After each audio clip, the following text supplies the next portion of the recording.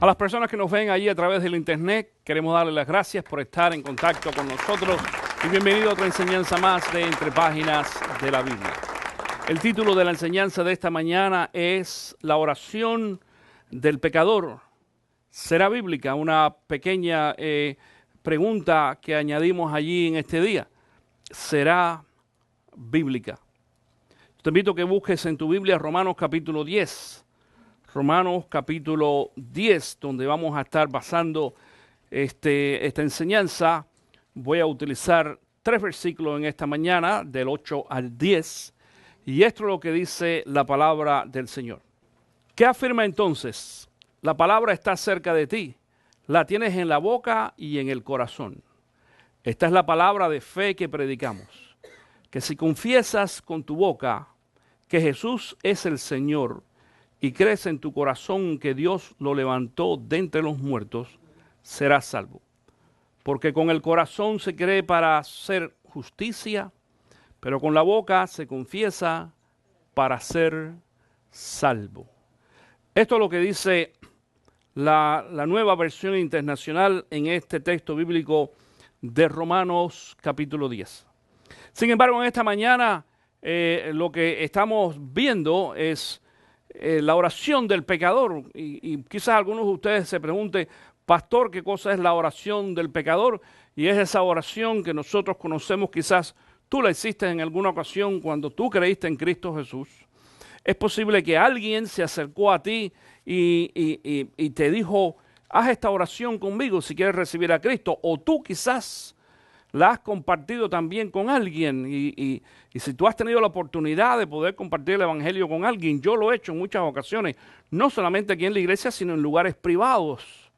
Lo he hecho inclusive, he tenido la oportunidad de compartir a Cristo sentado en un restaurante con alguien, o comiendo en una mesa, en un barbecue, alguien me ha invitado a algún lugar y he hablado con alguien que no conoce a Cristo, le hablo de Jesús, y le explico el plan de salvación. Ustedes tienen copias que yo les he dado del plan de salvación y tú lo puedes, si no tienes una copia me lo dices y te lo mando, me escribes ahí a info@ccvida.com y te mando una copia para que tú lo puedas tener y lo imprimas y lo tengas ahí en tu Biblia, porque es importante que tengamos este tipo de instrumentos evangelísticos para compartir el evangelio con la gente.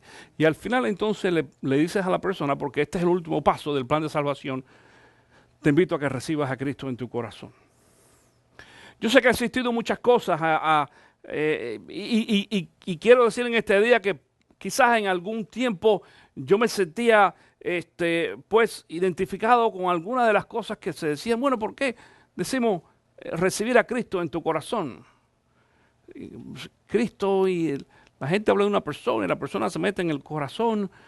Bueno, en realidad es así. Es así porque si hablamos, por ejemplo, de la relación entre parejas, esposa y esposa, o novia y novio, eso es, la persona se mete en el corazón de uno. En el caso de Cristo Jesús, nunca hemos visto a Jesús físicamente. No sabemos cómo es. Y todo lo que podemos hacer es recibir a Cristo y dejarlo que entre en nuestro corazón. Es la mejor frase, porque no es una cuestión física, quizás emocional al principio, y entonces espiritual, se convierte a través del Espíritu Santo en algo espiritual. Todos ustedes saben de que esta semana pasada falleció Billy Graham, el gran evangelista para el cual yo he tenido el honor de trabajar en la Asociación Evangelística Billy Graham. Y una de las cosas que me llamó mucho la atención de Billy en una de sus entrevistas ya hace algunos años atrás, todavía murió a los 99 años, en aquel tiempo, esta entrevista que me refiero quizás tenía unos 80 aproximadamente o menos, y él dijo una de las cosas que busco, I'm looking forward, que busco, estoy mirando ansiosamente, y dijo, es la muerte. Y el que lo entrevistaba, que era un entrevistador de un canal secular, le dice, ¿cómo que la muerte?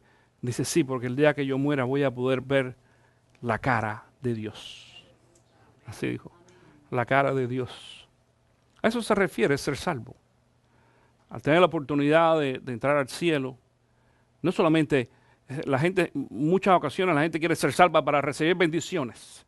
Y este mercadeo ahora moderno, en estos tiempos del evangelismo moderno, donde le estamos prometiendo y prometiendo y prometiendo a los al pueblo, a la gente, bendición material si recibes a Cristo. Hoy esta mañana cuando yo me levanté, siempre pongo la televisión y pongo algún canal cristiano mientras tanto y mientras me preparo y había un predicador allí hablando de Abraham y de Moisés y de cuánto dinero tenían, cuánta plata y cuánto oro y toda esa serie de cosas, porque él pertenece a este grupo de pastores que creen en el nuevo concepto de la prosperidad.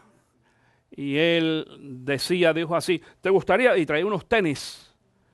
Dice, ¿te gustaría comprar unos tenis como los míos? ¿Y te gustaría comprar un pantalón como los míos? Tienes que recibir a Cristo Jesús.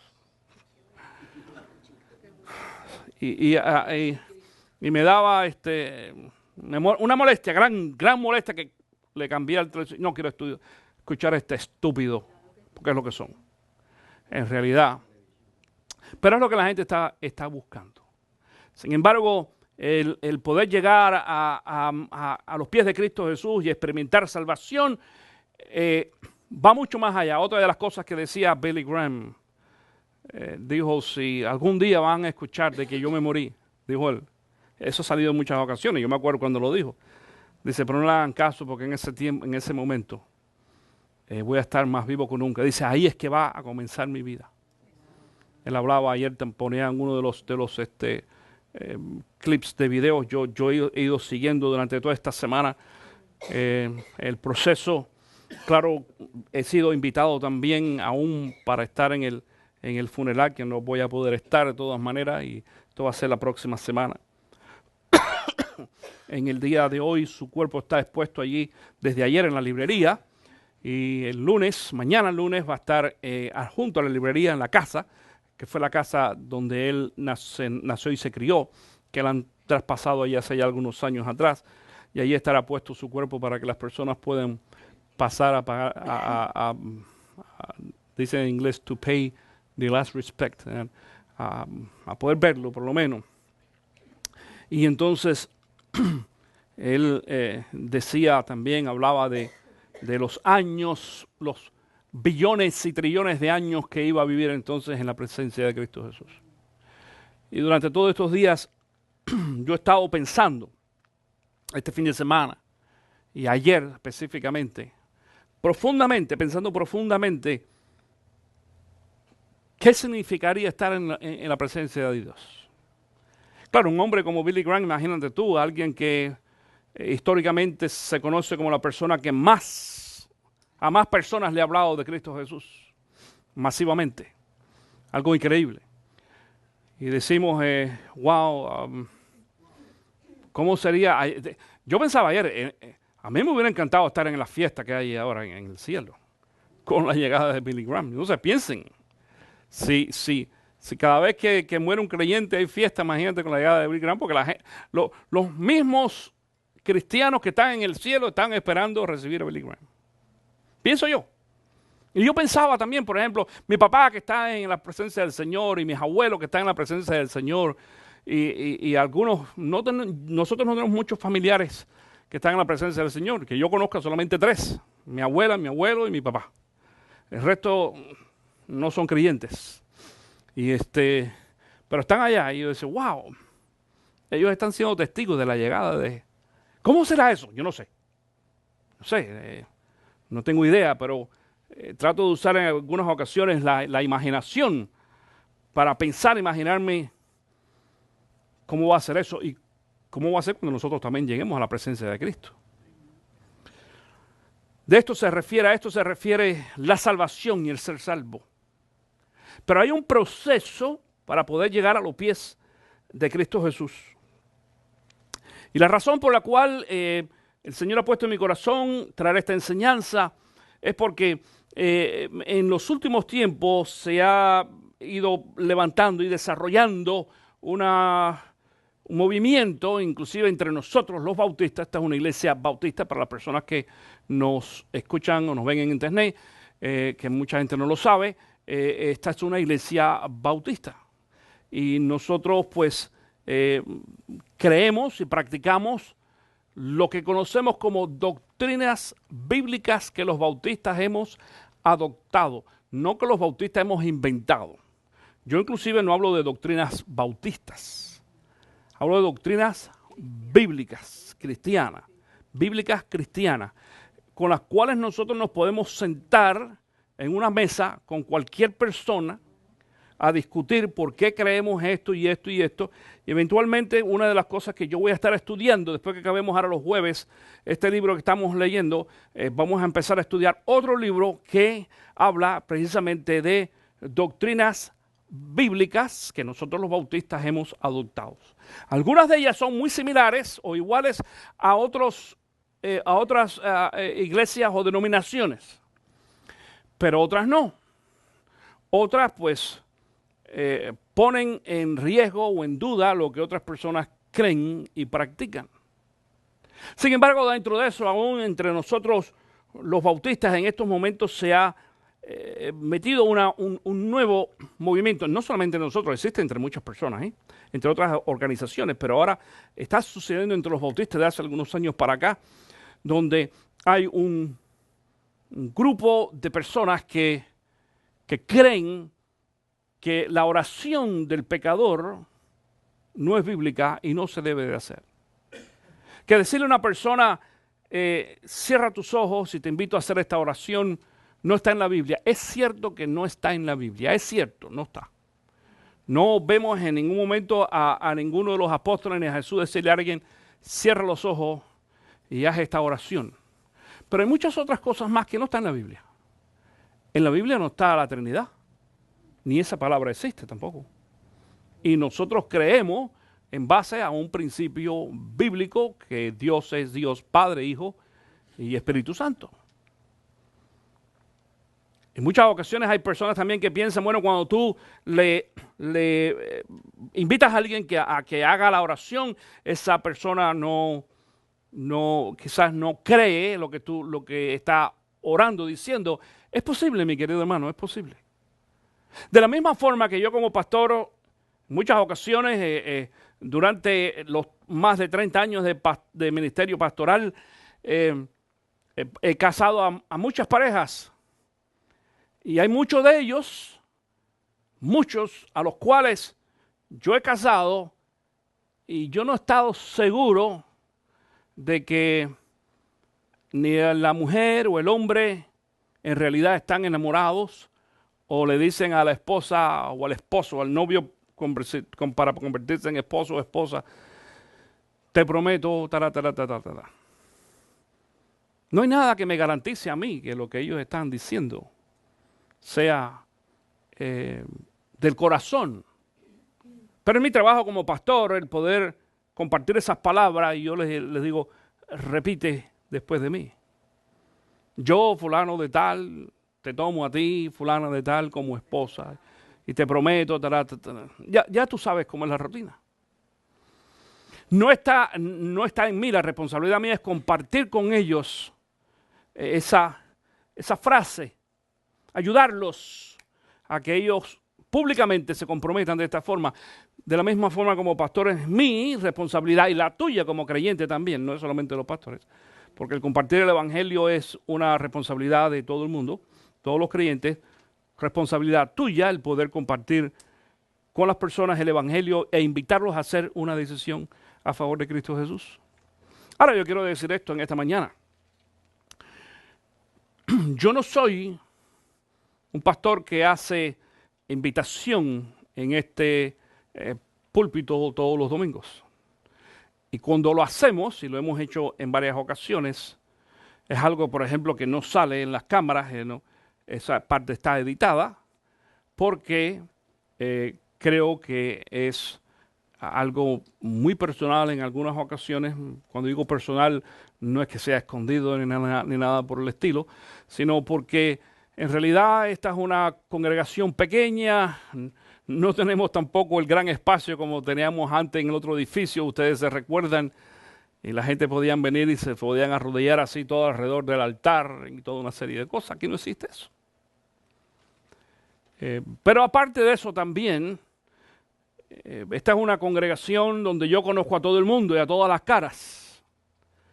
Y sería una redundancia hacer un llamado evangelístico para que tú recibas a Cristo si yo sé que todos ustedes ya lo hicieron anteriormente, han creído en Cristo anteriormente.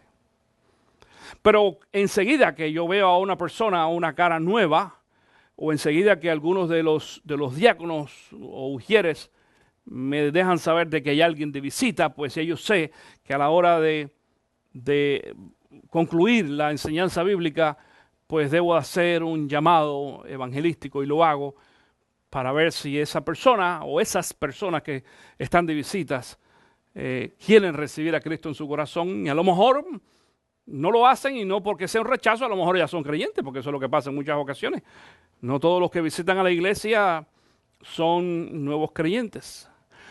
Cuando la iglesia es grande, cuando la congregación es muy grande y ya pasan de 100 o 200 personas y uno empieza a perder un poquito el control, inclusive en muchas ocasiones en el contacto visual directo con algunos, entonces sí es necesario hacer una invitación todos los domingos. Por si acaso no vaya a ser que alguna persona que esté ahí, yo no me he dado cuenta y no la conozco y no sea creyente y no haya recibido a Cristo todavía y se vaya sin tener la oportunidad de recibir a Cristo en su corazón. Así cuando la iglesia es más grande, mientras más grande, pues más invitaciones. Sin embargo, durante la enseñanza, y tú lo has visto en muchas ocasiones, yo sigo insistiendo donde las personas aún que en alguna ocasión ya han levantado su mano, han pasado al frente y han recibido a Cristo, a lo mejor pudiera ser de que algunos de ellos hayan recibido a Cristo, pero no haya hecho un compromiso con el Señor, o no fue algo realmente de corazón, y tenga la oportunidad entonces de hacerlo de nuevo genuinamente. O la otra es para que la oportunidad que una persona quizás tenga un reencuentro. Reencuentro no quiere decir que se salve de nuevo, ya es salva, pero quiere decir que la persona entonces se reconecta con Dios, una rededicación que en muchas ocasiones llamamos, y esto lo puedes hacer tú ahí sentadito donde estás. No tienes que levantar la mano, no tienes que decir nada, no tienes que pasar tampoco al frente, y tú lo vas a hacer allí donde tú estás por tu propia cuenta. La pregunta es entonces, ¿será apropiado hacer la oración del pecador? Cuando una persona, un pecador, se arrepiente y confiesa a Jesús como su Salvador, el Espíritu de Dios viene a vivir en él. Esto es algo sobrenatural que nos enseña a nosotros la palabra de Dios. Por ejemplo, Gálatas capítulo 4, versículo 6 dice: ustedes ya son hijos. Dios ha enviado a nuestros corazones el Espíritu de su Hijo que clama, Abba, Padre. Y algo pasa en el corazón de la persona. Cuando tú y yo recibimos a Cristo, algo sucedió en nuestro corazón. El corazón tiene que ver con eso. Tiene que ver también la mente, porque nosotros tenemos que entender lo que estamos escuchando o leyendo, pero el corazón está envuelto. Curioso, porque el corazón, déjame decirte algo, el corazón física o biológicamente solamente la bombita ahí, el motor que está bombeando sangre todo el tiempo para que todos los demás órganos se mantengan vivos. Es algo increíble. Yo a veces cuando pienso en el corazón digo, bueno, no tiene batería, no tiene ningún cable, nada, y aquello no se para. Cuando se para, se paró. Cuando se para, y eventualmente algún día el corazón de todos nosotros se va a parar. Si es una mala noticia, bueno, todo lo que te puedo decir que dice el Señor, para mí el vivir es Cristo y el morir es ganancia. Eso queremos decir. Por eso más que todo, entonces queremos estar salvos y tener la oportunidad y ese deseo y anhelo también como Billy Graham. Yo quiero estar en la presencia de mi Señor, de mi Rey. Qué bueno. Porque eso es lo que significa para nosotros la muerte. Pero algo tiene que ver el corazón, aparte de la parte biológica que Dios puso, quizás para los que no, escucha esto, para los que no son cristianos, el corazón solamente les sirve como un órgano físico para vivir, nada más. Sin embargo, para los creyentes o para la persona que recibe a Cristo en su corazón, algo sucede allí en el corazón. Yo leía un artículo hace poco tiempo acerca del corazón de un hombre que le hicieron un trasplante de corazón. Es más, conozco dos casos. Este caso que leí y otro caso de un amigo, no voy a mencionar su nombre, porque bueno, ustedes no lo conocen, pero familia de alguien que ustedes conocen de todas maneras, y era muy similar. Voy a hablar ahora de mi amigo, aparte del caso de la... Voy a hablar de mi amigo. Este amigo mío, que yo conozco hace mucho tiempo, era un tipo explosivo y medio. O sea, que tú eras creyente, pero explosivo. De aquello que se le iban los tapones. Y le dio una enfermedad del corazón y le hicieron un trasplante. Y cuando yo fui a verlo al hospital, en el sur de la Florida, la primera vez, y llegué allí, me recibió, hermanito mío. Y yo lo primero que le dije fue, ¿tú sabes quién soy yo? Dice, sí, Robert. Ya, qué bueno, porque yo pensaba que yo estaba hablando con uno que no me conocía, o que yo no conocía tampoco. Y el tipo ha cambiado, que aquello es del día a la mañana. Habla diferente, se conduce diferente. Aquello es tremendo. Y leía de este artículo en el internet de este hombre que le cambiaron su corazón y cambió. Es más, después de la operación del corazón, se reveló que este hombre había estado envuelto en cuestiones de crímenes. Crímenes que había. Cuando hablamos crímenes, no solamente en crímenes de asesinato. Usted entiende, el crimen es cosas que no, tú puede ser que no mates a nadie, pero seas un criminal. Cometes crímenes, cosas en contra de la ley. Y que el nuevo corazón que le dieron, que no sabía de quién, porque no sé, ustedes saben que las donaciones de órganos generalmente son anónimas. Tú no sabes de quiénes son, de dónde vienen. Pero este nuevo corazón que le dieron, que le trasplantaron, cambió la vida y el sentir de esta persona totalmente, hasta de cómo pensaba. Entrevistaron en el artículo, sale una entrevista que le hacen a la esposa. Dice, yo no conozco a mi marido ahora.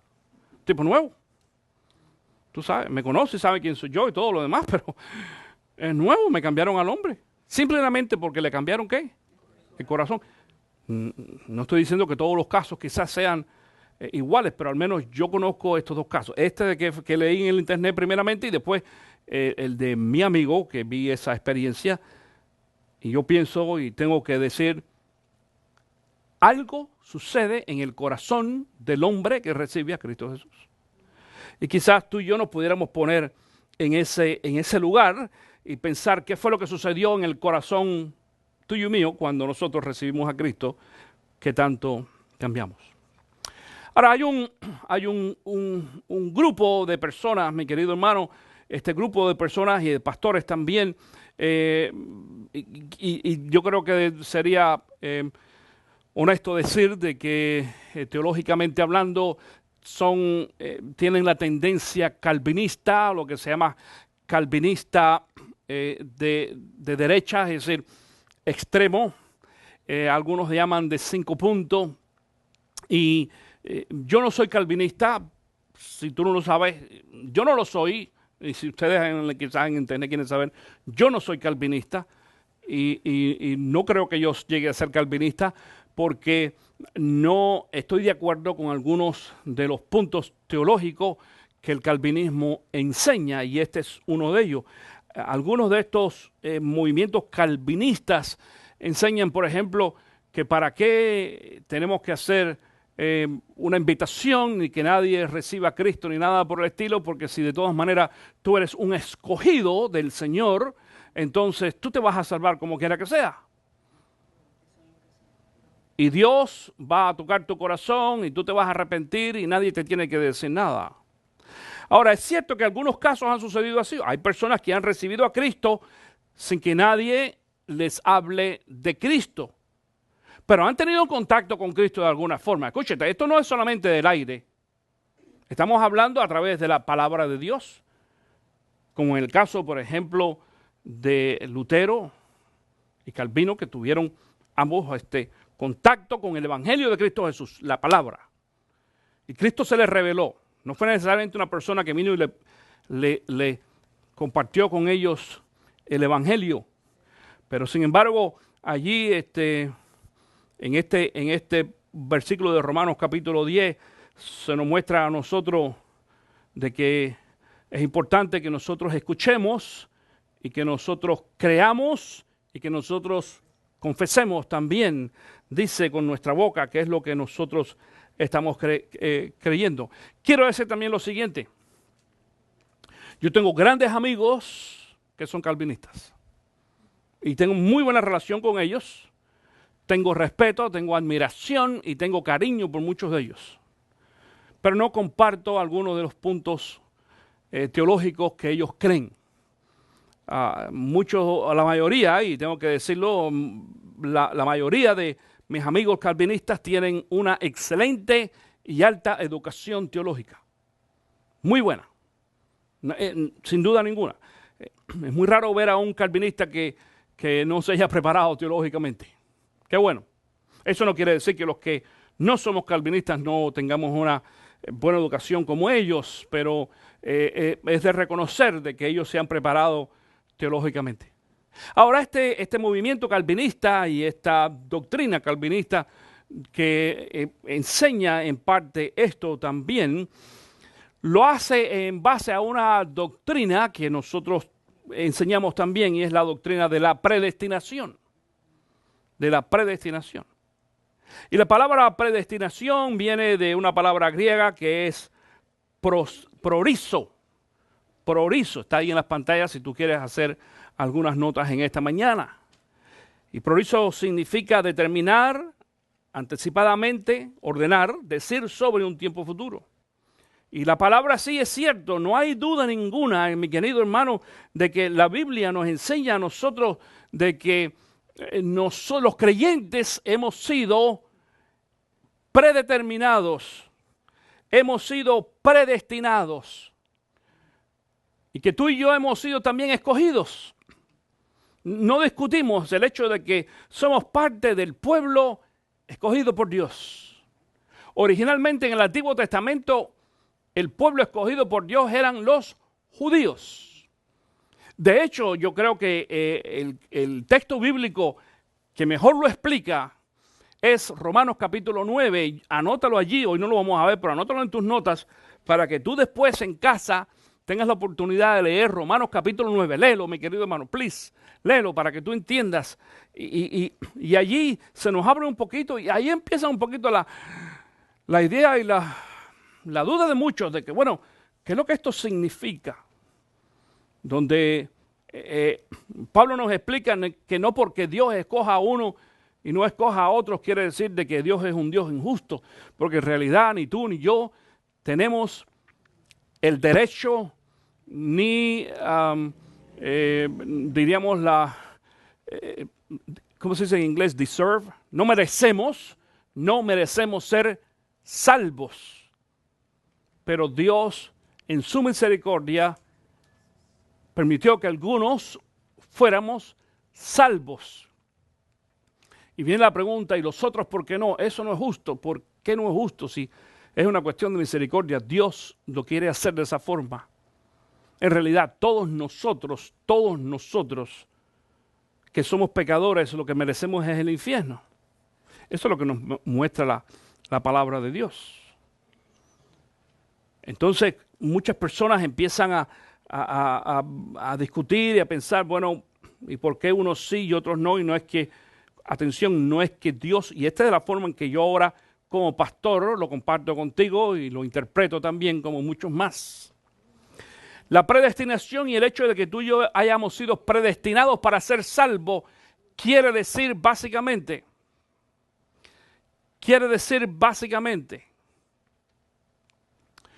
de que Dios nos extendió salvación sabiendo de antemano que tú y yo íbamos a responder positivamente al Evangelio de Cristo Jesús.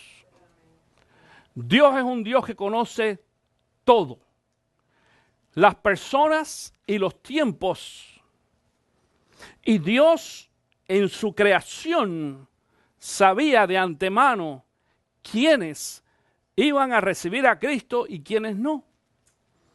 El hecho de que tú y yo tuviéramos la inclinación a recibir a Cristo y a ser sensibles al mensaje de salvación de Cristo Jesús, nos da entonces a nosotros entrada a esta predestinación de parte de Cristo Jesús, en base a que ya Dios conocía tu corazón.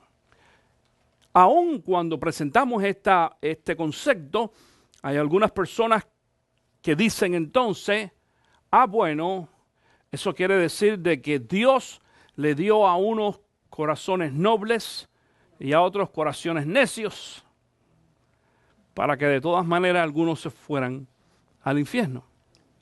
Nosotros no creemos eso. Yo como pastor bautista no creo eso. Dice Juan 3:16, si tú lo conoces, de tal manera amó Dios al mundo que ha dado a su Hijo unigénito para que todo aquel que en Él cree no se pierda, mas tenga vida eterna. De tal manera Dios amó ¿a quién? Al mundo, no a algunos. Amó a todos. El amor al mundo, ese amor al mundo es a todo el mundo. Amó a todo el mundo, a todos. Y ese amor hizo entonces de que mandara a Cristo Jesús, enviara a Cristo Jesús.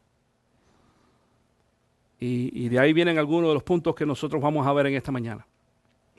Aparte de eso, quisiera decir, y yo creo que nos ayudará mucho ver y pensar cuál ha sido el desarrollo de la iglesia cristiana, y tú y yo somos producto también de eso. Por ejemplo, ahora vemos a Billy Graham, que ha fallecido esta semana pasada, como dijimos, y uno de los métodos o el proceso que utilizaba Billy Graham para la evangelización, ¿cuál era? El llamamiento. Y invitaba a las personas a venir al frente, ¿te acuerdas? Me llamó mucho la atención recapitulando toda esta semana acerca de algunas de las visitas de Billy Graham. Yo tengo muchas, déjeme decirles, además, hace muchos años atrás, cuando no existía el internet ni la oportunidad de poder tener las cosas en la punta de nuestros dedos ahora, los videos y las enseñanzas. Cuando Billy Graham predicaba, yo grababa muchas de esas enseñanzas. Algunas muy importantes, por ejemplo, todavía tengo en cassette de esos VHS, lo tengo todavía el cassette VHS, eso es algo clásico, que lo grabé de televisión, la visita de Billy Graham a Rusia, fue muy importante. Pero uno de los países en Europa, no me acuerdo cuál es exactamente ahora, pero era uno de los países comunistas donde él fue, me llamó la atención mucho, él fue allí y se entrevista primero con el presidente del país, y el presidente del país le dice, no me acuerdo quién es, le dice a él, doctor Billy Graham, yo tengo como propósito convertirlo a usted al comunismo, para que usted vea que esa es la mejor forma de poder dirigir un país. Y él le dijo, y mi propósito es convertirlo usted al cristianismo, para que sepa que esa es la única forma de poder entrar al cielo. Y él le dice a Billy Graham, eso va a ser imposible en este país, porque este es un país comunista.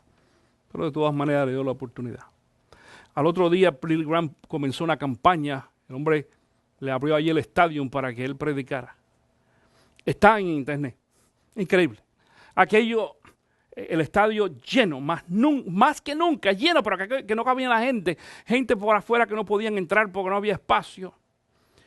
Y cuando Billy Graham dio la invitación, dijo, si alguien quiere pasar al frente a recibir a Cristo, hermanos, yo me quedé asombrado porque la cámara toma una toma así desde alto, todo el campo, la plataforma y la gente corría, no caminaba, escuchen, corrían al altar, corriendo, a ver quién llegaba primero al altar para arrodillarse allí y recibir a Cristo como su Salvador. Ese es uno de los países ahora que no es comunista. Y el comunismo cayó. Ustedes saben que cayó en toda Europa, y empezando por Rusia. Increíble.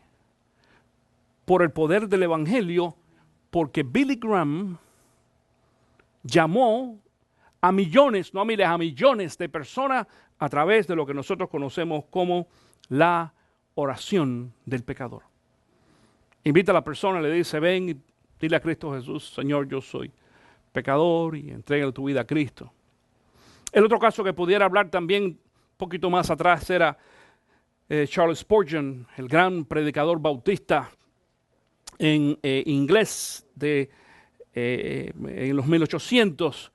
Y él decía lo siguiente, y cito en esta mañana lo que Charles Spurgeon decía. Dice, te suplico que intercedas por aquellos que no son salvos, o que los inconversos entre ustedes se conmuevan antes de irse de este lugar. Respire una oración ferviente a Dios y diga, Dios, sé propicio a mi pecador. Señor, necesito ser salvo. Sálvame. Invoco tu nombre. Fin de la cita. Pero decía también esto, entonces, fíjate lo que decía al final Charles Spurgeon. Únete a mi oración en este momento, te lo ruego. Únete a mí mientras te pongo palabras en la boca y háblalas en tu nombre.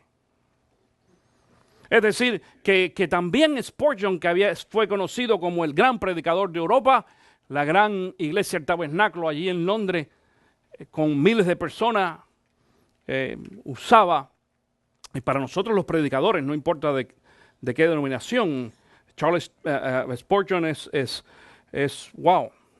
uno de los íconos y de los cuales vemos sus enseñanzas y demás, y ha servido de ejemplo para muchos de nosotros los pastores. Antes de finalizar en esta mañana, vas a tener la oportunidad de poder llenar allí algunos espacios en blanco en tu hojita de estudio. Número 1, en este día, Dios desea transformar el corazón del hombre pecador. Dios desea transformar el corazón del hombre pecador. Deuteronomio capítulo 30, versículo 6 dice, el Señor tu Dios quitará lo pagano que haya en tu corazón y en el de tus descendientes, para que lo ames con todo tu corazón y con toda tu alma, y así tengas vida. Número 2, Dios desea morar en el corazón de la persona a través del Espíritu Santo. Juan capítulo 7, versículo 37 al 39 dice, en el último día, el más solemne de la fiesta, Jesús se puso de pie y exclamó, si alguno tiene sed, que venga a mí y beba. De aquel que cree en mí, como dice la Escritura, brotarán ríos de agua viva. Con esto se refería al Espíritu que había de recibir más tarde los que creyeran en él. Hasta ese momento el Espíritu no había sido dado porque Jesús no había sido glorificado todavía. Es decir, que la persona cuando recibe a Cristo Jesús, el Espíritu de Dios viene a morar en uno y eso es lo que Dios quiere hacer. Romanos capítulo 8, versículo 9 dice, sin embargo, ustedes no viven según la naturaleza pecaminosa, sino según el Espíritu. Y es que el Espíritu de Dios vive en ustedes. Si es que el Espíritu de Dios vive en ustedes, y si alguno no tiene el Espíritu de Dios, no es de Cristo. Esa es dura, ¿verdad, William? Es curioso porque esto es un texto bíblico que también utilizamos, por ejemplo, con los pentecostales, que dice de que si tú tienes el Espíritu tienes que hablar en lengua, y si no hablas en lengua. Bien interesante, según este texto bíblico, si no tienes el Espíritu no hablas en lengua. Perdón, si no tienes el Espíritu no eres salvo. Es decir, mucho más allá que la cuestión simplemente de hablar en lengua. Pero sabemos de todas maneras que no es así, las lenguas no tienen nada que ver con esto. Aparte de esto, número 3, Dios desea que la persona se salve. Dios desea que las personas, en plural, que las personas, todas las personas se salven.